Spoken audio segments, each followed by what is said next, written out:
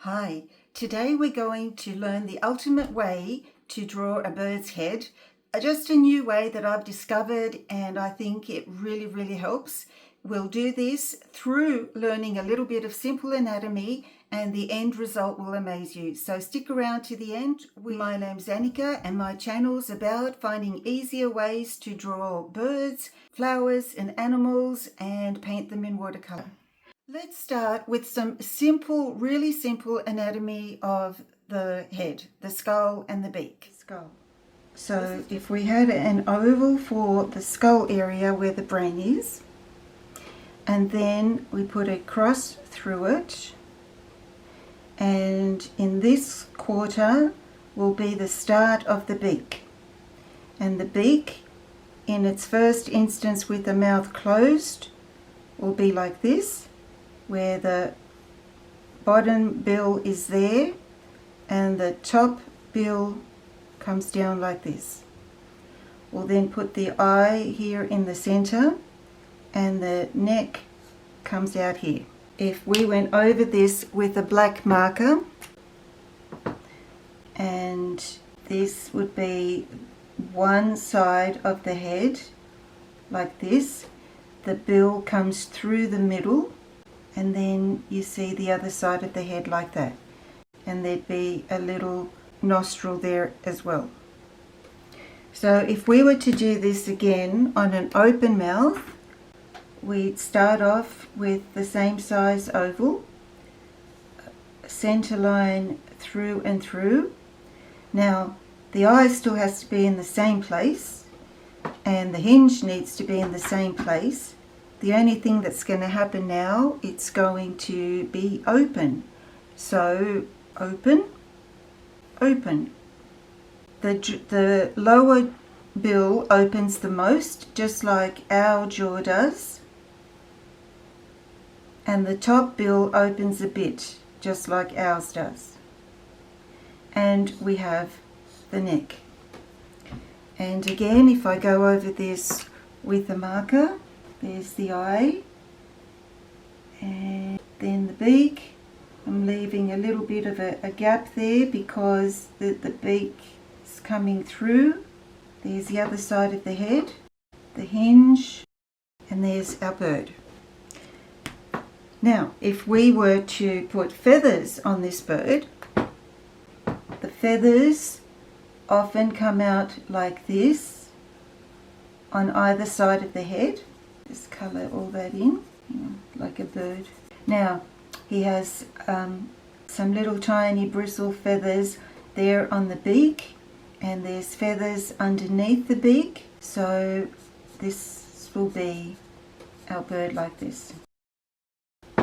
And of course we'll give him an eye. And with our trusty marker eraser, just in there because the beak's coming through. Now if we did this again with the open mouth one, again the feathers would come down the area like this, but then here where the beak opens, there's an elastic skin area just in there which actually lines up with the eye. So we don't see the back hingy area. This is what we see from here onwards. So there's a little bit of bristly feathers on the lower beak and down on the bottom part of the bill.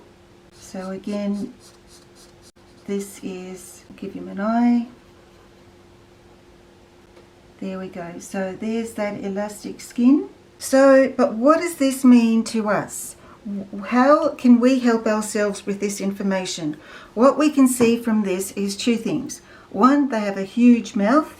And secondly, the mouth always starts inside the head and not on the outside. Okay, so one method of drawing a head would be the circle method, where you start with a circle and then we put in the line that we place the beak on and the eye. John Muir-Laws refers to this as the eye-beak line. So that's a very good term for it.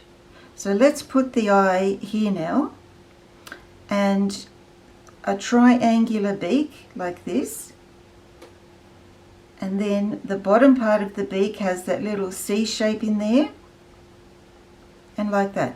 And then we can now come with our black marker and say, all right, this is the eye and the beak, and then we can come around like this and like that, and we have a head. If we were to draw this bird with an open mouth, then we would start with a circle again, but then we would open the mouth, put the eye there, come up with our triangle and down like that. In there is the V shape, and then coming on with the eye, the beak, the V shape, and there's the bird. But I know it still doesn't feel as simple as it should. So what next? Maybe it's because we're not really sure of what we're trying to draw. We don't really know what the head looks like, and not to mention, all heads are different. But they do have a few parts in common, and it's really helpful to keep these in mind. Let's give the top bird some important features. For example, here we have this little set of tiny little feathers on the bill, and this is actually called the malar area, and it's often referred to as a moustache. It's attached to the lower bill. Then this here becomes the throat, and then the bird has an ear around about there. And then this is the ear patch or cheek. They have tufty little feathers in there, the lores, and then we have an eyebrow. Then this is the crown, and this here is the nape, the back of the head. Now keeping it simple for me is pretty simple because I'm not an ornithologist. I just love to draw and paint birds. But I have found a lot of information in books by John Muir-Laws, Natalia Balo, Christopher Perrins, and I'm going to leave links to these books and show you some of them later on in the video. Now, let's get to that ultimate way of drawing a bird's head. Something that actually helps you place these different parts of a bird without too much trouble. Why do we find it so hard to draw a bird's head? Maybe because it's not as round as we'd like it to be, or as round as a ball. No, in fact, what does it look like? From the front, it probably looks like two ice cream scoops, a smaller one on the top and a bigger one on the bottom. So with eyes around about here and a beak, there's our bird. But look at the relief or the shape of the bird. It kind of goes in here from the top, and this bulges in or bulges out.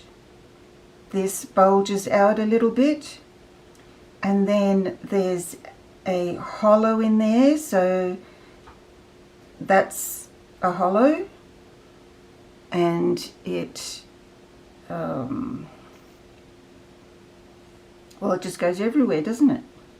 So it goes out, in, and front here, it isn't round, but it's actually a bit slopey.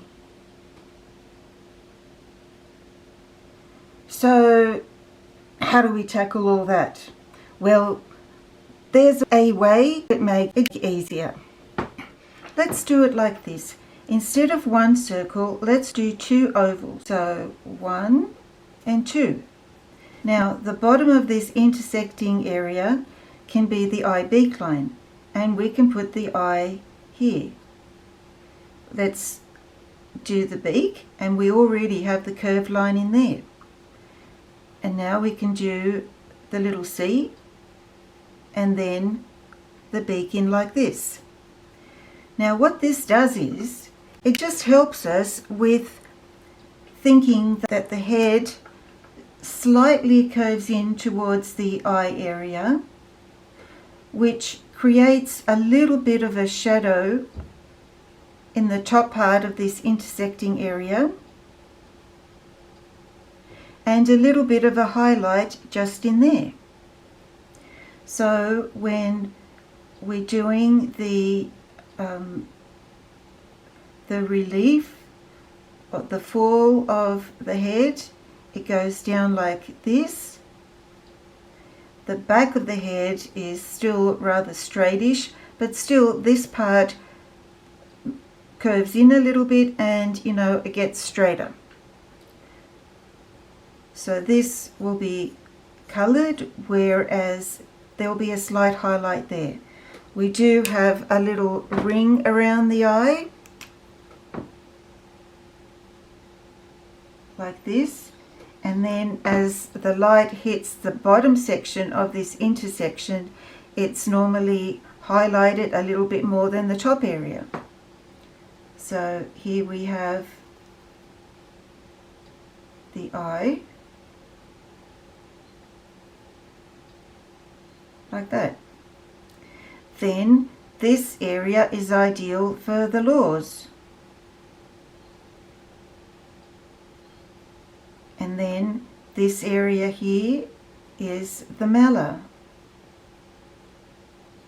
And this area here is the throat.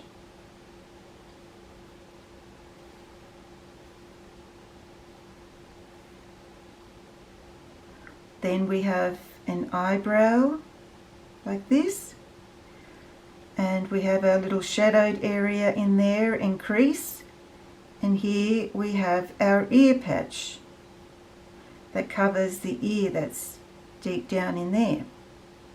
So this is the crown part, and this is the nape, and we have a nostril in there. That's my version of an easier way to remember the special parts of a bird that make it more alive.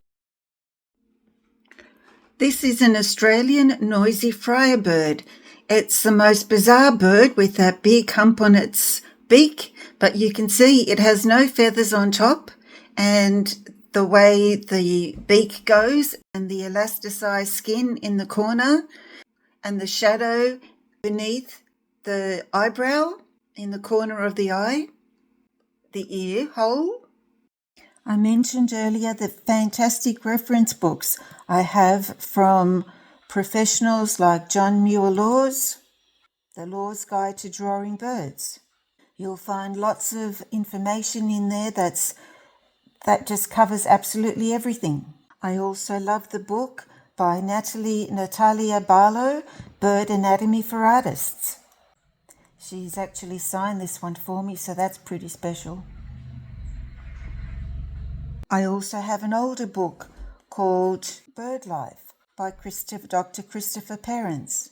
In the next video, we'll look at placement of feet, wings, and tail, all in easy stick figure format. So I'll see you then. Bye for now.